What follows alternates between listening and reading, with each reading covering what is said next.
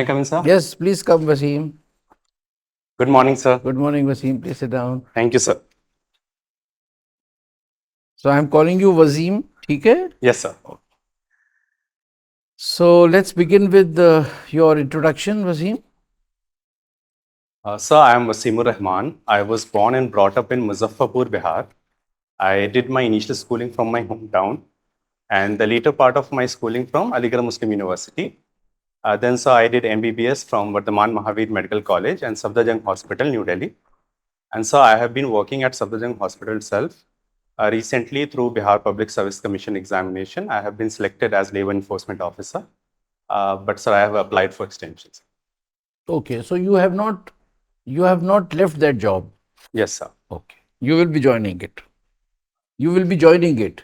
Sir, In case, of course. Yes, sir. I'm not wishing, but you have not. So you continue to be in Safdarjung. Yes. All right. So why, Wasim, you are trying for going into the labor force or labor enforcement officer and then into civil services after working for 3-4 years in at the grassroots level and now in a very premier medical hospital of India? Why are you so much attracted towards civil services? So for me, this is a quest to expand the scope of public service beyond the walls of the hospital. So as a young doctor at Safdarjung Hospital, I encountered numerous incidences of avoidable deaths Other and than suffering. this, that you will do something for medical, betterment of medical services in IAS, what else has attracted you? Is that the only driving force that you want to change the medical healthcare structure? Or is there anything personal also that you are looking for? Because when you talk of career, you first of all see your interest. Yes, sir. Deeper inspiration comes from my father. As a child, sir, I have seen him working relentlessly. So it is either inspiration from your parents, Yes, sir. or your inspiration that you want to do something in medical sciences, correct? And beyond, sir, also. What is beyond? Sir, medical graduation has provided me a unique skill set and knowledge base, which would be invaluable in any domain of administration, sir. All right, good. Now, Wasim, you are in Delhi. Yes, sir. What do you have to say about these mohalla clinics? Sir, I believe it is a fairly successful model because of the multiple reasons. Firstly, sir, the return on investment, where we are spending around 4 to 500 crores and seeing a footfall of 1.9 crore people annually, which is quite remarkable. Secondly, sir, it You are has. talking of mohalla clinic of Delhi. Yes, sir. Huh. Secondly, sir, it has decongested the tertiary care hospitals of Delhi, sir. And thirdly, it has built a positive public perception among people because it has short waiting time and it is more So why is accessible. the new Delhi government closing them down? So as per the views of New Delhi government, the Mohalla clinic model is not integrated to the secondary and tertiary care hospitals. That is not the reason. Any other reason? So secondly, sir, there has been multiple issues, sir. Firstly, related to drug shortages. Secondly, sir. No, but is it necessary that stopping or maybe closing down mohalla clinic is a good decision? When you are saying that it is doing so much good for the people? Sir, I believe this model needs to be expanded and integrated well, as in the case of Tamil Nadu or Kerala, where the primary. Okay, but not closed. Yes, sir. They definitely need not be closed. You have mentioned about providing geriatric mental health support. Yes, sir. So that's very nice. So tell me, in most of the cases, as per your own experience as a medical officer, now, is these geriatric mental problems, they arise physiologically because of the illnesses, changes in the body or mind, whatever, or is it the family disconnection? What exactly how do you account for these mental health problems? Sir, I believe there are multiple reasons. Firstly, sir, at a social level, what has happened in the recent years that due to rapid urbanization and nuclearization of family, the hitherto social support networks that used to exist has weakened, and the filial responsibility has also weakened, sir. That has led to weak intergenerational caregiving. Secondly, sir, the post-retirement detachment of the people who are in service, they also leave people in a state of uh, worthlessness or powerlessness, sir, which has a huge psychological discomfort. And thirdly, sir, because of the comorbidities that elderly people in our country face, uh, because of the polypharmacy, there has a huge toll on their mental health issues. So tell me, I'm interested in the second thing that you mentioned, post-retirement. What do you suggest, or how do you advise as a medical doctor to such people that they should not succumb to this kind of depression?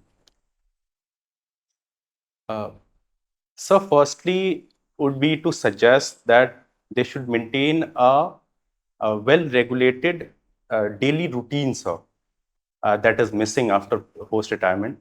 Secondly, sir, encouraging social engagement, especially with the community and with the fellow people who are in the same stage. And thirdly, sir, to encourage physical activity, especially mild to moderate exercises and taking part in community events, sir. And apart from that, sir, fourthly, I suggest them to maintain sleep hygiene. If that is maintained, then But with mental health problem, you didn't mention how they should remain mentally active. You only mentioned physical aspects. yes, sir, the cognitive stimulation exercises needs to be Or at done. these old age homes, how effective they are, or you think that they are worse? Uh, so I think they are partly the reason that is the reason why people of the older age have been left abandoned in the uh, urbanized environment. It is an stopgap arrangement where old age homes try to provide them some sort of scaffolding, psychological and financial scaffolding. But Okay, sir, Wasim, let's shift to Bihar, your state. yes, sir. Now, Telangana has subclassified the SC ST, Yes, especially sir. the STs. Now, are you also in favor of subclassification as envisaged or maybe allowed by the Supreme Court in Bihar?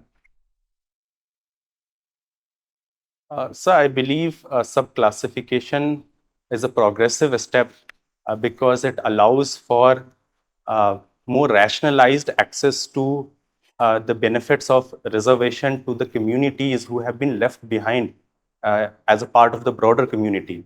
There is already a subclassification in Bihar which has worked quite well, and it has allowed for the most disadvantaged group from So the SC communities. that is just one particular section, Yes.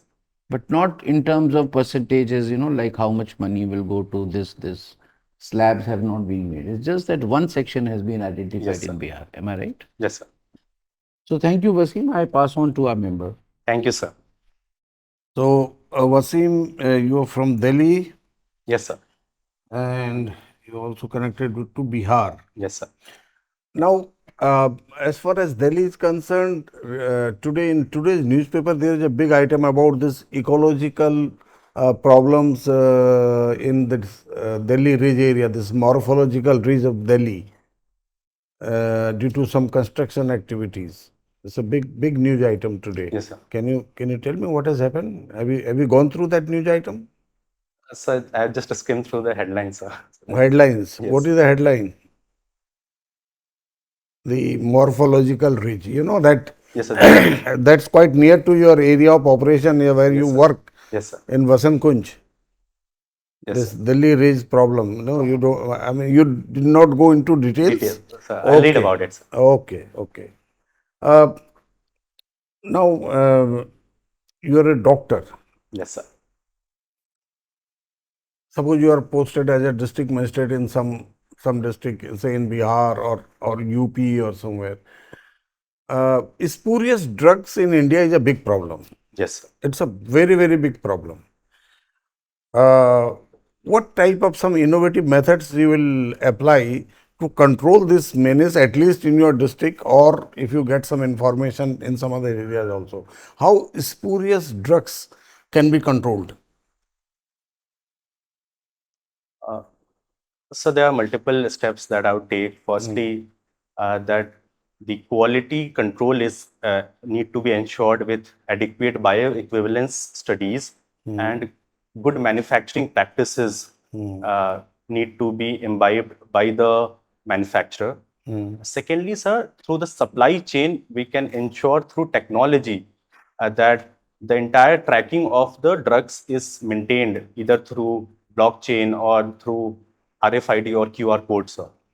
And thirdly, sir, surprise inspections and audit of the As far manufacturing. as the quality control of the drug is concerned, I think there is a very big organization for that purpose, quality Yes. control of the drug. But people say that the institution itself is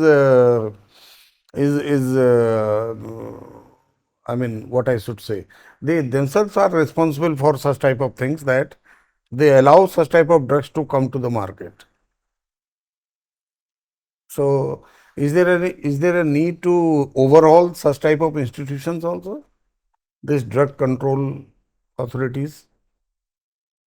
Sir, I think the allegation is because there is a two-level mechanism. When we have CDSCO at the central level, whereas the operational issues are taken care by the state government themselves. So there are deficiencies at the state level where this needs to be tackled, especially in the states where the manufacturing of the drugs is high, in Himachal Pradesh or in Gujarat and Maharashtra, sir. So these institutions at the state level, they need to be overhauled and made more robust, sir, which would allow for a greater vigilance and pharmacovigilance, sir. Wasim, your optional is anthropology. Yes, sir. Now, if you could tell me how the tribals in India are climate friendly, if you can give me 4 or 5 points of tribals that which indicate or which prove that they are climate friendly people. Uh, Sir, firstly, that a lot of tribals believe in what is called nature-man spirit complex, as done by LP Vidyarthi in Mali tribe, sir, where there is spiritual affiliation of the. No, instead of going to the general thing, if we classify into some areas, say first area is agriculture. Yes, sir. How a tribal is very climate friendly as far as agriculture is concerned? Now you tell me. Sir, there is an Apatani tribe in Arunachal Pradesh which practices rice fish farming, which is a more sustainable and climate-friendly technique for agriculture.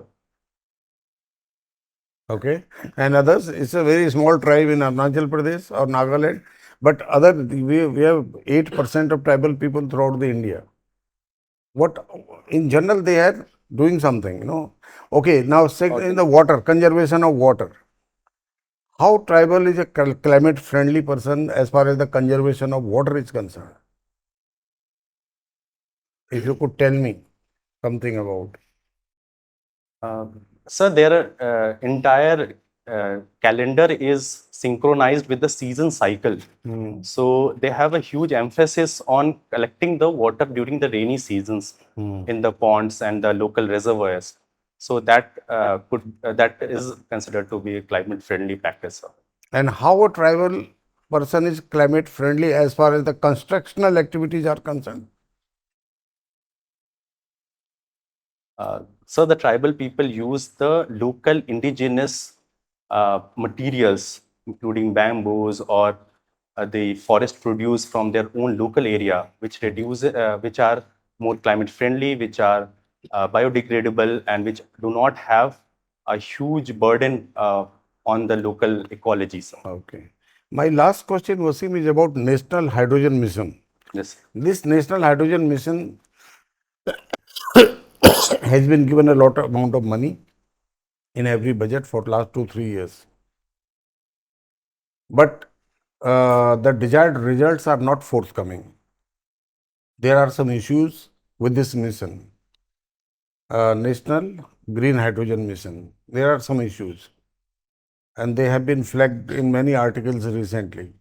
Can you tell me what are the issues with the National Green Hydrogen Mission? So firstly, that we are not able to break even the economic cost compared to that of other renewable energy sources. Currently, to produce green hydrogen, it is economically not feasible, sir.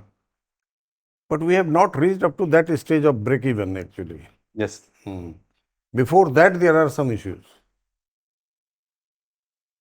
Sir, secondly, sir, there is dependency on imports of technology from outside for the catalyzers to. Yeah. Yes, sir. So for catalyzers, we need to import equipments from outside.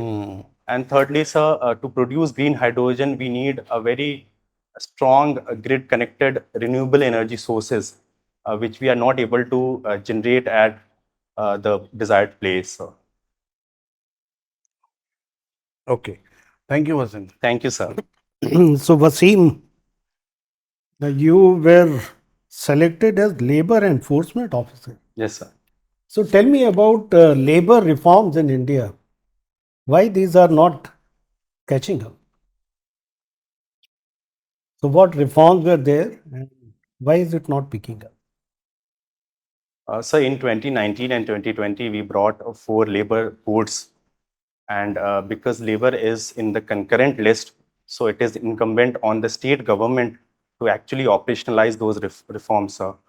Secondly, sir, there are issues with the Now, tell me about reforms. What reforms were carried out? Labor reforms. So firstly, we have code on wages, where the floor wages are have been fixed, and bonuses are fixed as per the law. And No, you can name the 4 codes. yes, sir.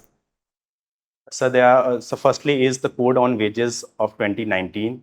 Then we have code on industrial relations of 2020. Then so there is code on social security of 2020, and then we have code on health and code on health of workers in 2020, sir. So, what is holding them back? Why is it not picking up? So firstly, as I said, sir, it is a concurrent list, concurrent list matter. So it is incumbent on the state government to actually operationalize it. Secondly, sir, there are issues with the different stakeholders from the trade union perspective. There, they have reservation about the ways in which trade unions would be constituted because of the mandatory 51% criteria that has been laid down in Code on Industrial Relations. And thirdly, sir, there are the various category of workers which have been left out, like Ashas and Anganwadis. They have been left out of the labor code, sir. Good. So, let's come to your fashion show. Yes, sir. You were member of Fashion Society, Yes, sir. Elan. Yes, sir. So, there was a fashion show organized in Gulmarg Yes. recently, which became very controversial. So, what was the controversy about Gulmarg fashion show?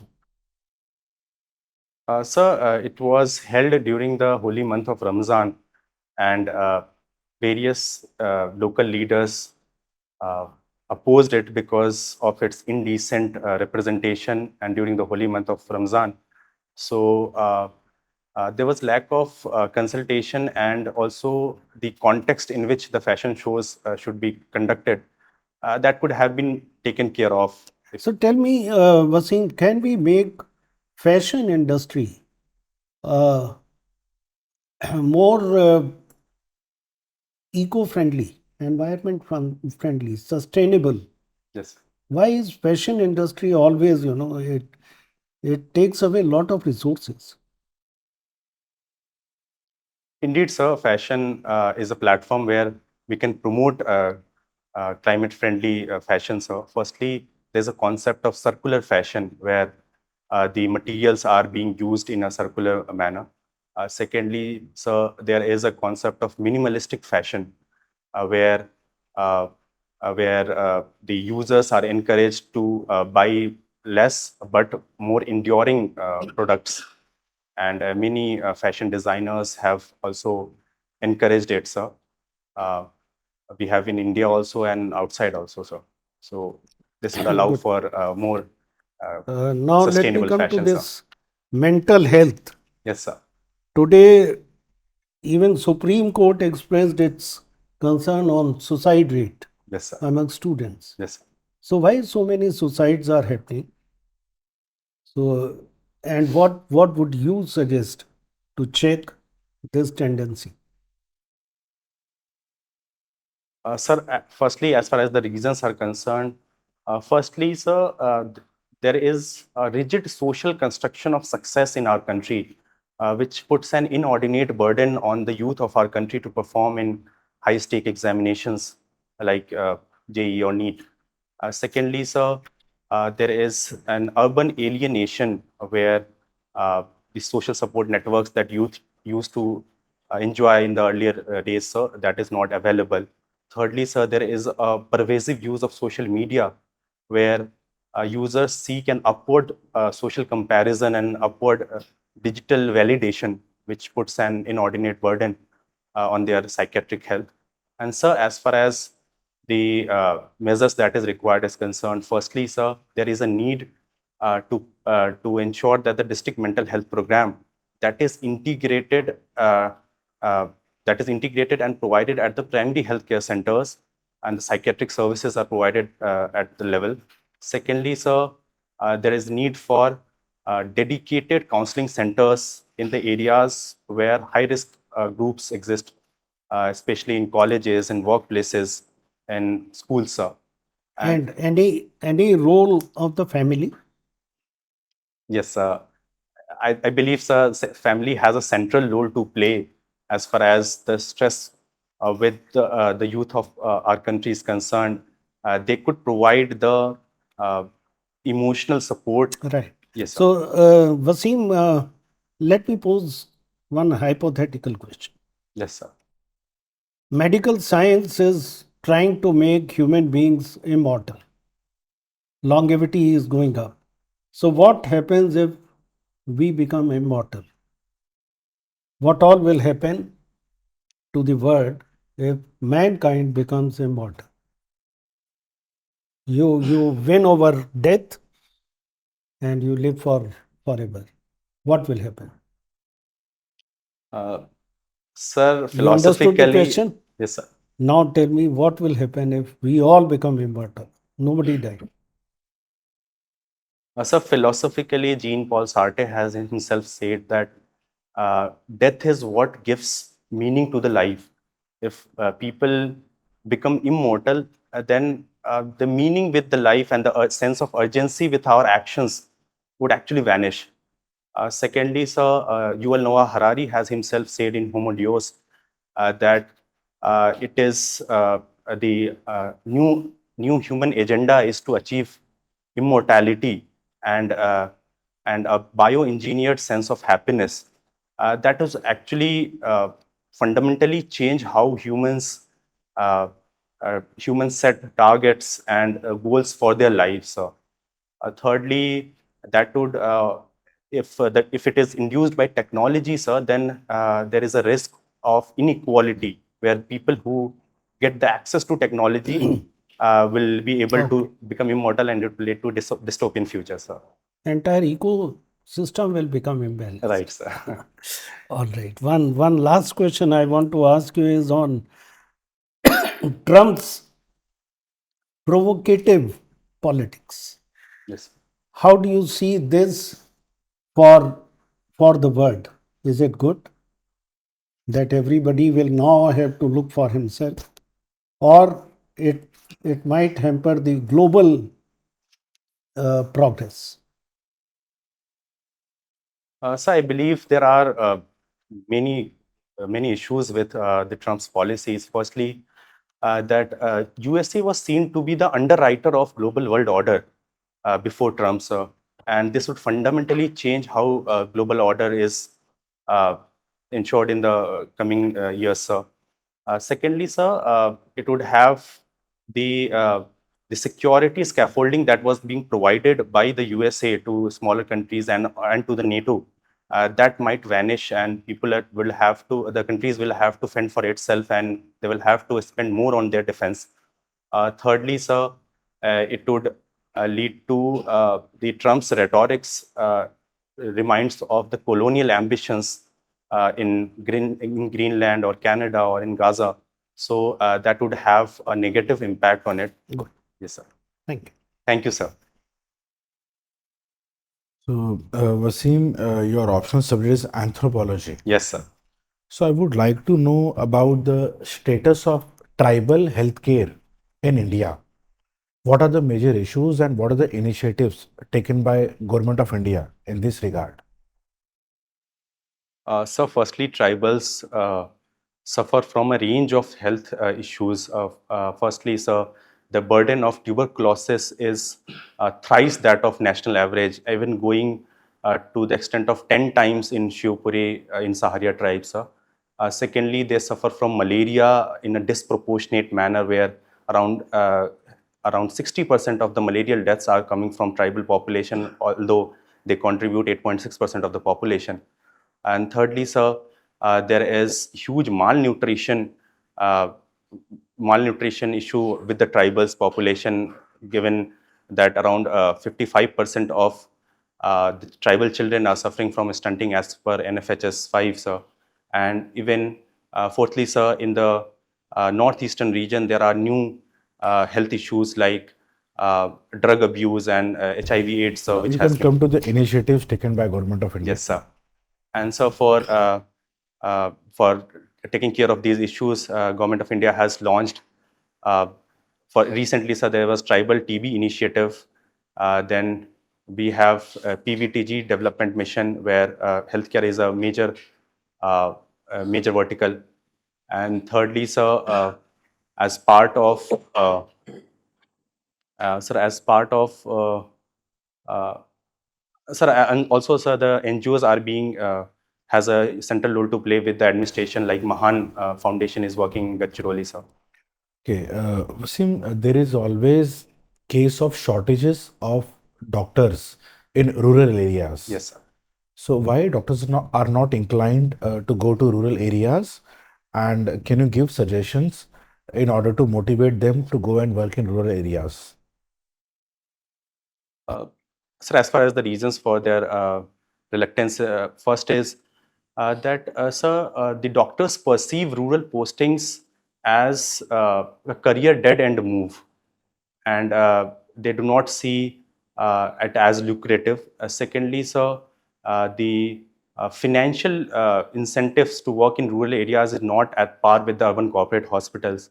And thirdly, sir, there is a lack of institutional motivation in the MBBS and MD to work in rural areas. And as far as suggestions are concerned, firstly, sir, we need to introduce career-based incentives to doctors, where we can provide them preferential admission in PG courses or accelerated entry into medical academia. Secondly, sir, we can also establish dedicated rural PG courses in rural medicine, which would allow for a more informed decision by the doctors themselves. And thirdly, sir, we can focus on sensitizing to the doctors and the budding doctors in the medical colleges through rural immersion modules, where they are sensitized to the socioeconomic conditions of the country and they are motivated to work in rural areas. Wasim, if we talk about India's GDP, Yes, sir. what is share of agriculture sector? Sir, 17.7%. Yes. So, and it is very low as compared to services sector. Yes, sir. Still, why agriculture sector is called backbone of Indian economy? Why so? Sir, agriculture sector is called backbone because around 45% of the population of India is still dependent on agriculture, and these 45% of the people form a large chunk of the consumption expenditure that happens in our economy, which accounts for around 60% of our GDP. So if there is a distress in agriculture, then that would have a negative impact on the consumption expenditure, and that would have a negative impact on GDP, overall GDP, sir. So this is what I'm saying. Now, my last question, Wasim, who is your favorite tennis player and why? So for me, it's always Roger Federer because he's the greatest ambassador of tennis ever produced, and he's an all-round player who has skilled the art of play on all the three courts, and also through his grace and his humility is something that inspires a generation of tennis players, sir. So, thank you, Wasim. I pass on to Chairman, sir. Thank you, sir. Wasim, anything in your DAF which panel may not have covered? No, sir. Thank you, sir. Everything is done. Yes, sir. So thank you, Wasim. We are now over with the interview. You will be proceeding to the adjoining room.